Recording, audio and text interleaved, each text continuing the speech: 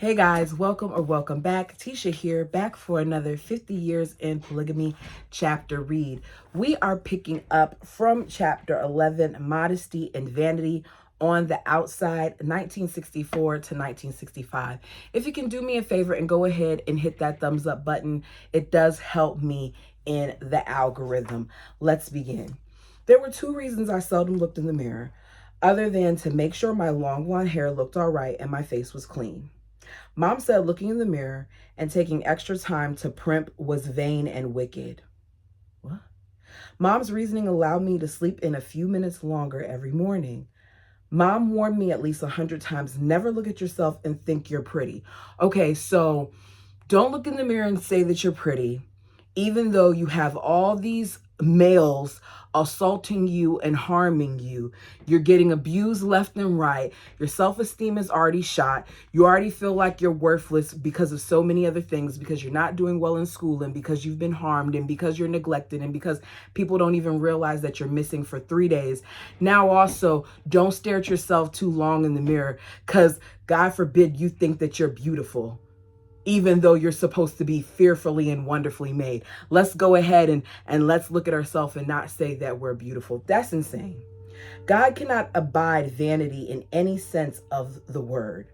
A servant of God should be totally humble with a contrite spirit. If you think of yourself first, or that you're better than you are or better than someone else, you are not serving the Lord in the proper manner. Now hurry up, Sophia, comb your hair, brush your teeth, and move away from the mirror. We never use the term rite of passage, but I think most of us girls thought turning 12 meant we'd be miraculously transformed from an awkward, even homely little girl into an attractive young woman. The highlight of turning 12 was the privilege of attending the group's monthly dances.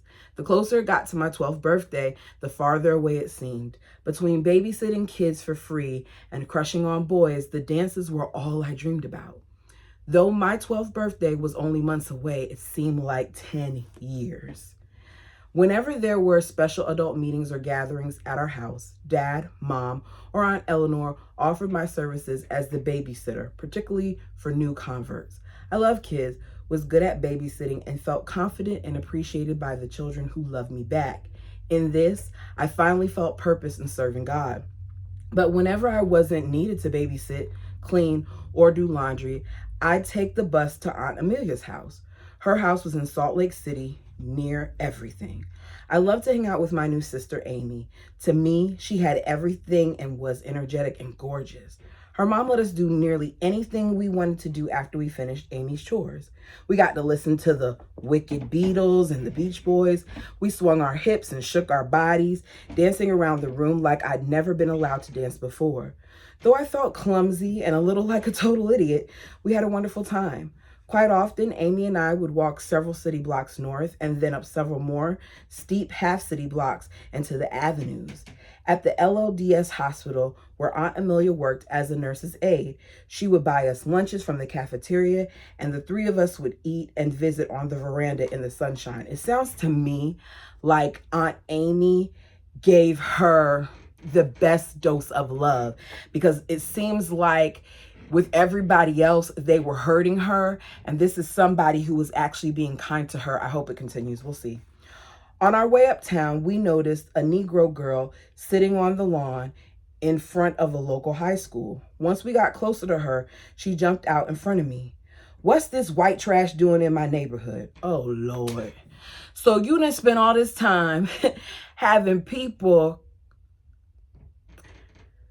do things to you, and now in turn, you're going to call these complete strangers that you don't even know white trash. She asked in an unfamiliar dialect. She placed hands on my chest and shoved me backwards. "What's the matter with you, bitch?" Oh my goodness. Oh my goodness. "You afraid of me?" she challenged. I was terrified. I couldn't figure out why she was so angry at me since I hadn't done anything to her. Amy had attended multicultural schools in Salt Lake City for several years. Some of her friends were Black, so she was used to their dialect and cultural differences. Okay, let me see where she's going with this. Not me, until I started visiting Amelia's family in Salt Lake. I'd never seen a colored person in my whole life. Okay. But I certainly heard about them many times before. My parents didn't consider themselves hateful, bigoted people who discriminated against African Americans. However, they intensely held on to many of the original teachings of the early LDS leaders, which basically says that people of a darker skin tone, it's related to sin. Like, we're cursed because I'm brown, so I'm cursed. But we'll see what she says about it. My whole life, I was taught all Black people were descendants of Cain. Therefore, they were called Canaanites. God cursed them with dark skin and promised they would suffer and be despised, all because Cain chose to follow Lucifer and rebel against God. Cain's prosperity would never have an opportunity to receive blessings of the priesthood until every white descendant of Adam had a chance first. This comes from Joseph Fielding Smith's The Way to Perfection. And the Brigham Young Journal of Discourse, volume 26. Okay, Amy retorted as my heart pounded. If you really want to fight, Sophia will fight you. But right now we have to get uptown. So we'll meet you back here at 3 p.m. Any of y'all had to meet up with somebody later on to go fight? I'm guilty. Then my really tough friend will beat the crap out of you. So you better be here and ready. Then Amy grabbed my arm and prodded me up the sidewalk. No, I'm not going to fight with her. I snapped at Amy after we were at least 30 feet away. We both know I'm really strong, but I don't want to beat. Amy started laughing. I'm sure she won't be there when we get back. She knows you can beat her to a pulp if you wanted to. She was just trying to act tough. Before our long trek back home from the hospital, we slid down the steep hill of 8th Street into Memory Grove. Since we'd done this a few times before, we already knew we end up with several bloody scratches. Each time we went there, I wanted to spend more time playing in the stream that wound through the magnificent grove. Our time in the park was worth the pain from the abrasions on our arms and legs. We had so much fun, we forgot to show up for the big fight. Amy blew it off like a breeze. Don't freak out, Sophia. There's no way she showed up there either. She didn't want to fight you any more than you wanted to fight her. My new brother, Amelia's son Ari, drove us back to our house in Murray for Sunday school. When we were nearly home, Aunt Amelia turned around and smiled at me. Sophia, you really are a beautiful young girl. Do you know how pretty you are? No, I said, feeling quite uncomfortable. I don't think I'd ever heard anybody say that before. Wow. She's soon going to be 12 years old, and this is the first time that she's hearing someone tell her that she's a beautiful girl, which speaks to that culture. Well, you are. I wish you knew it. You poor little darling. You don't have any self-esteem, do you? I slumped a little and didn't answer. Do you know what that means, Sophia? If a girl has self-esteem, she feels good about herself. I bet you don't think you are valuable at all, do you? My throat tightened and my face turned hot as I fought back tears. When we reached our house, Aunt Amelia opened the back door of the car and gently pulled me into her arms. She hugged me tighter than I'd ever been held before. Along with her, I grieved for the young girl she embraced. I knew there was someone who genuinely cared for me. Happy birthday to you. Happy birthday to you, I heard as I woke up in Amy's bed. Aunt Amelia and her kids stood there holding a large tray with tiny wrapped goodies surrounding a decorated birthday cake with 12 flaming candles. It was the first birthday in my life I felt any significance. I could finally go to the group stomps, and my birthday was actually being celebrated, which her saying actually makes me feel like this isn't something that happens often. At that noteworthy age, I decided to get brave and ask Mom to let me buy fabric for a birthday present. The day before the dance, I followed the directions and placed all of my pattern pieces on the cornflower blue fabric, just as Carol had taught me. I cut them all out and started sewing. Friday after school, I hand-stitched white lace around the bodice and puffy sleeves and adjusted the hem.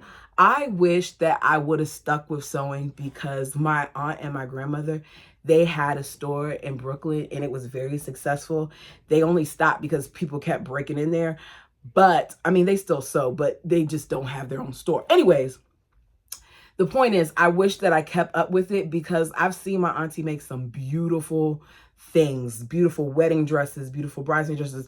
She sews costumes and stuff for a dance company. Like, she's really, really good. And maybe I could still, anyway. At the group stomps, as we began to call them, we girls had the opportunity to come out of our shells and dance to our heart's content. I was still uncomfortable knowing all ages of men would be on the prowl, scrutinizing us young girls as potential wives. However, at my very first Friday night stomp, I finally began to believe God was going to let me be really happy. Somewhere in the Book of Mormon it says, men are that they might have joy. I hope God meant women also, because dancing really was joy.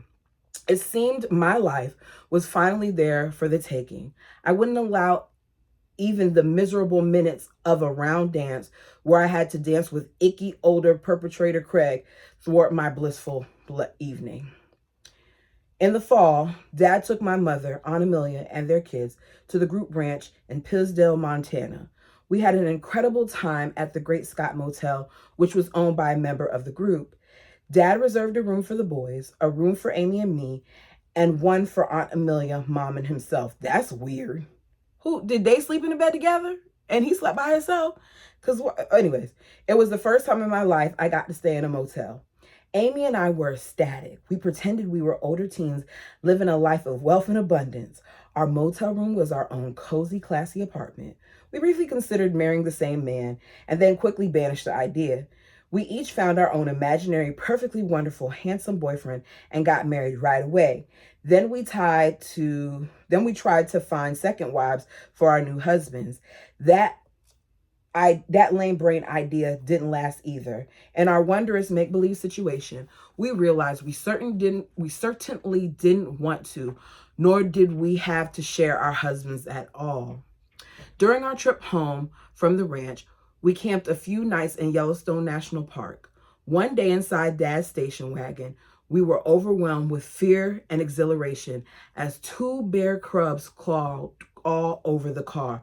I have never, ever been that close to a bear. I mean, other than like the zoo or something, but like out in the wilderness, because I've gone camping and stuff before. But I think that would freak me out, because if there's baby cubs, where's the mama?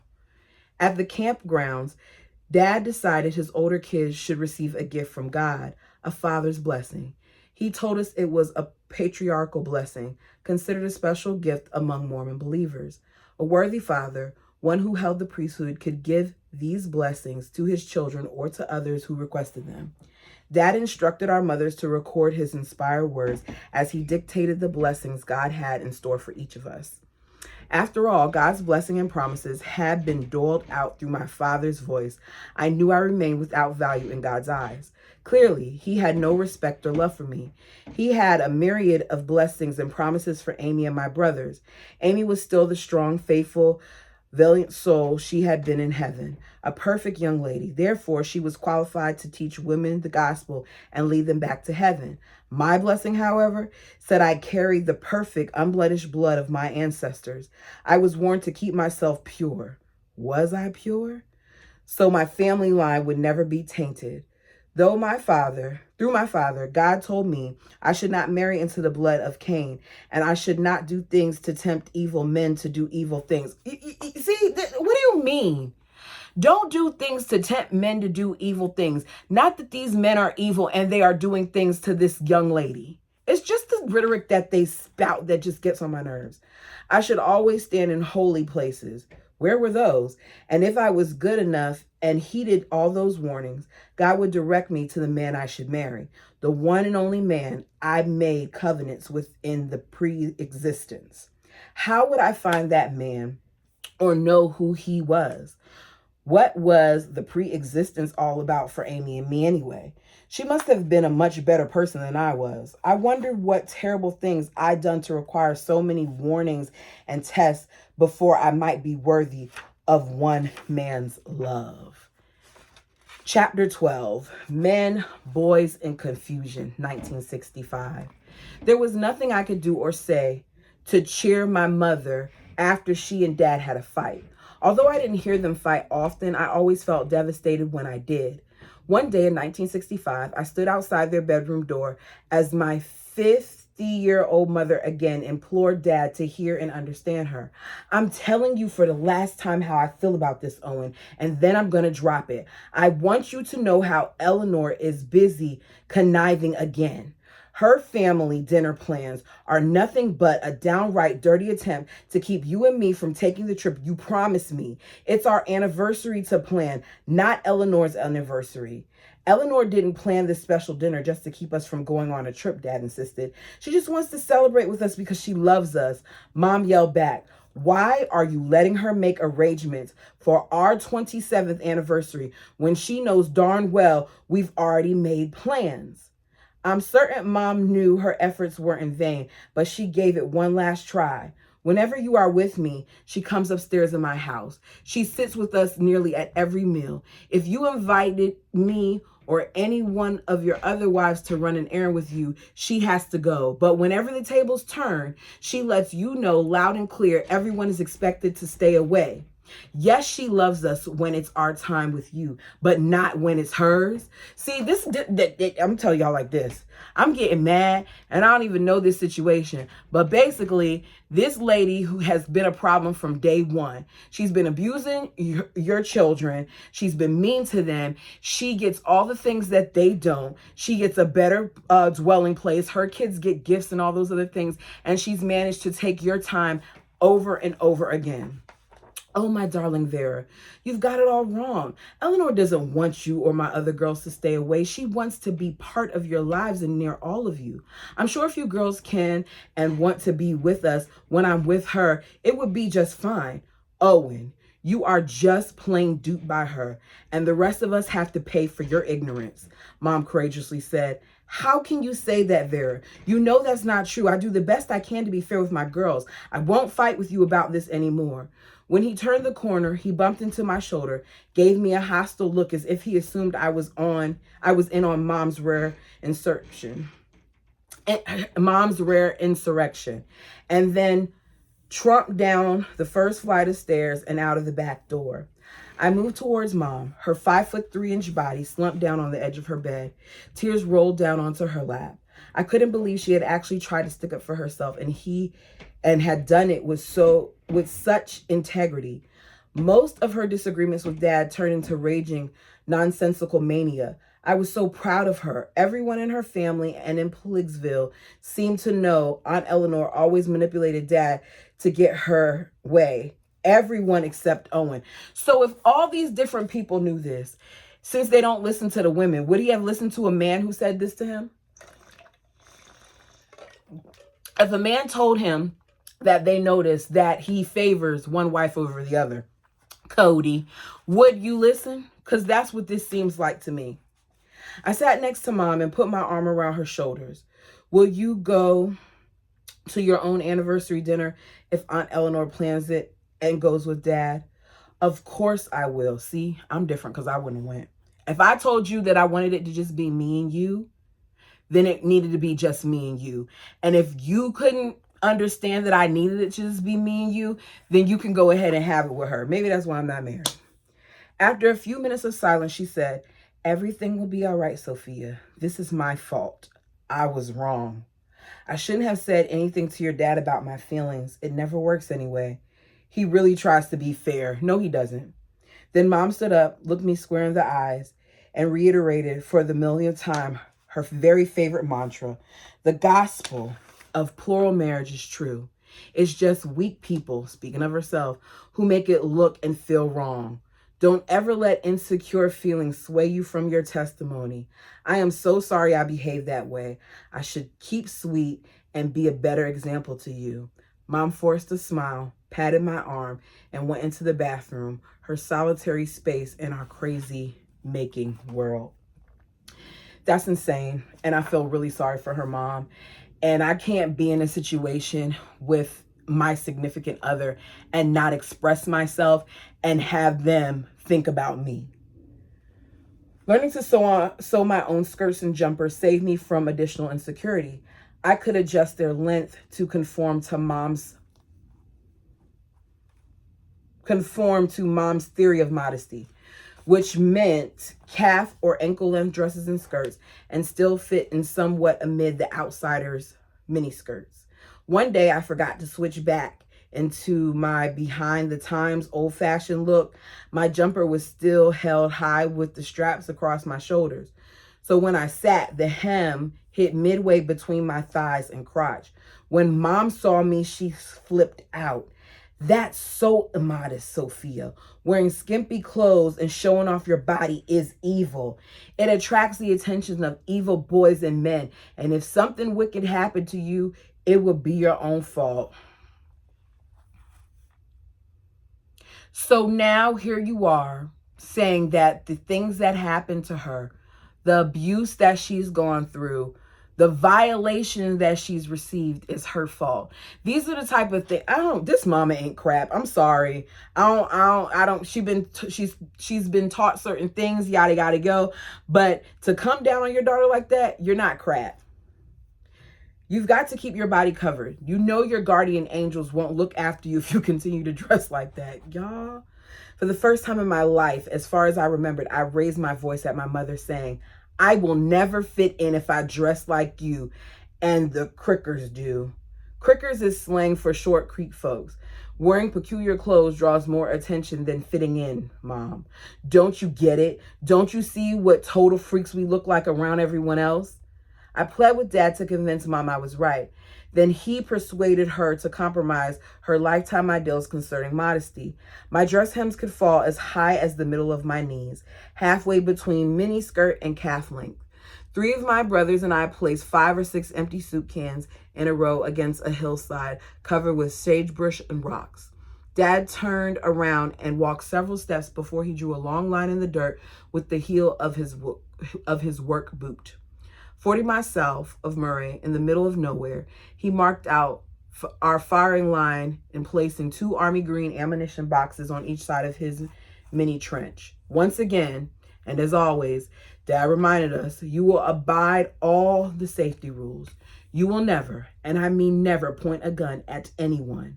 Stand 10 feet behind the person who is shooting. Hold the gun away from yourself while you load and reload, or you may kill or get killed. Is that clear? We nodded. Dad looked at me. Do you remember how to load a gun, Sophia? Of course I do, Dad. I was miffed. He didn't remember I already knew how. His question was for his daughter, not my 2 brothers. One a few months older and the other a few months younger than me. None of that really mattered. Interesting that he did ask her, though, and not the others. I wouldn't miss a chance to go target practicing with my dad. I would do anything and give everything I owned to always be outside, day or night, doing guy things rather than having to do the girl stuff in the house. All right, then, Dad said to us. Let's be safe and have some fun. I got to sit next to him on the way home, he bragged. Good grief, Sophia, you've become quite the marksman. I mean markswoman, we chuckled.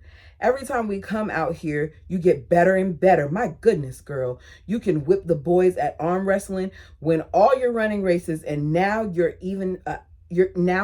even out shooting them. My heart relished every single word Dad said because she doesn't often get these type of compliments. And when she does, I'm sure it means the world to her. His pride in my success filled my whole being with delight, but my heart went out to my gloomy brothers. I wish he wouldn't have carried on about me in front of them. He often boasted about his tomboy Sophia's strength, stamina, drive, competitive nature, and athletic abilities. From the very start, I never wanted to let him down. In those things, I felt valued, accepted, confident, and loved by him, but not when it came to liking the boys. Something wonderful began touching my heart and my nerve centers. Boys, they were everywhere. My parents told me the most important thing to remember was I made a previous covenant with God to marry one specific man. It was my job or opportunity, thank God, to find one and the only one, particular man out of millions. For some reason, this notation sounded ludicrous. How could I, little old me, trust myself to know who that man was? How could I trust God to not pull another vanishing act or prank on me even if I did? It was evident neither one of us had proven ourselves to each other thus far. No matter how many times I tried to explain my quandary to my parents, Mom would say, "You'll just know, Sophia. I don't know how to tell you how, but when the right man comes along and when it's the right time, you will know." "But how will I know?" I persisted. "Say your prayers, be a good girl, and stay close to God, and He will direct you to the right man." "Even if I do all of that, what will happen? What will God do or say to prove to me it is, so I will know that I know?" "You will know by a burning in your bosom," Mom stated. It still didn't click, and I was feeling more and more like a total ignoramus. A few weeks later, I asked my sister Francine, "Will my bosom really burn when I find the right man? Why my breasts? Why will they burn?" She she laughed so hard her eyes watered. "No, Sophia, it means you will have a real strong sense of truth, like a warm, deep feeling in your heart." I told Francine, "Mom said confusion is from the devil. I worry all the time. I feel confused, especially if a guy I like talks to me. My heart beats fast and I get warm all over." Confusion is from the devil. Goodness gracious. The devil and evil is just so much of it and so little good. And everything that she does is wrong, wrong, wrong, wrong, wrong. Poor Sophia. Now, I can't wait till we get to the part to see why she changed her name, because little Sophia has gone through a lot. The summer before I turned 13, Aunt Eleanor's oldest daughter, Hannah, who was also married to my sister Francine's husband as a second wife, told me she wanted me to marry their husband when I got older. I always thought he was handsome and nice, and since I love my sister Francine so much, being in her family might not be such a bad idea. It's so cringy to me. I'm not knocking, if you want polygamy, you want polygamy, but it's so cringy to me how sisters are sharing the same man. I love my sister, but we're not going to do that. Like, ever in life, it would never be a thought. We're not even going to ever date the same man at different times. It's not going to happen. There's no way. Whew. Hannah arranged a week-long visit to her place in the West Desert so I could get to know her and Francine's husband, William. Instead of hanging out with the man 15 years my senior, I hung out with William's 19-year-old nephew. He was a tall, handsome cowboy who wore Western shirts, Levi boots, and a cowboy hat. The best part was he owned horses. We rode them and visited for hours on end. I helped him repair fences and fed the animals. With others on the ranch, we bucked at least 100 bales of hay from the field, loaded them onto a big flatbed trailer, and then stacked them in a barn. The next thing I knew, Hannah's nephew and I were sitting under a giant oak tree in a nearby field, talking about our lives, dreams, wishes, and the future. Before and shortly after I got back home, there was so much joy and burning in my bosom. I had a movie going on in my head. The two of us living on the ranch, a cowboy and a country wedding. Was he the right guy? Should I marry him? By the time he came from the West Desert 4 weeks earlier to see me, I had a crush on another handsome young man. My cowboy friend was devastated. I felt empathy for him and guilt. I had absolutely no belief I could ever find the right man. A month or so later, I sensed I was in love again. For a few days, we thought our biggest problem was he belonged to the FLDS, Colorado City Group. His parents, of course, wanted him to marry whomever their prophet told him to marry. Certainly not me, an apostate outright. They forbade our association, and he complied. After that 2-week fascination, I moved on again. I despised myself for hurting the guys. I hated being and feeling so crazy. How could I force my feelings or heart to behave any differently than they did? I felt tormented by God. Why wouldn't our omnipotent Lord be upfront, outspoken, and forward instead of all this? If only he would just tell us out loud the way he was supposed to be, we'd all have a better chance. Having only one life and one chance to get things right just wasn't fair. Instead, helping God build his kingdom felt like an everlasting series of guessing games. Games I would surely lose if I couldn't find the right answers. It occurred to me, since I hated not knowing whom I'd marry beforehand, maybe our prophet, Uncle Rulon, should tell me whom I should marry. After all, prophets are supposed to receive the word of the Lord, right? But knowing God, he'd set me up with an old, ugly, stinky man. And what if the man was mean? I quickly became grateful I could take my chances and decide for myself. And that is the end of chapters 11 and 12. I have to say, this book does not disappoint.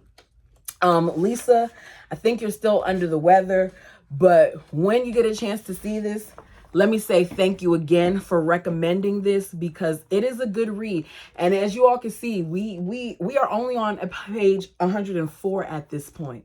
So we're going to be with her for a little bit, but I'm actually excited about it because she is really breaking things down for us and telling us some things that others that we've been introduced to on television, or even that we've read about, like the Browns, don't dive this deep. They're not giving us the ugly parts. They're just glossing over certain things.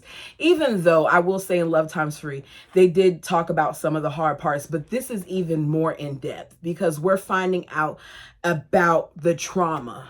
Okay. That's it for now. As I said earlier, please like the video. Let me know what you think of this chapter, and until next time.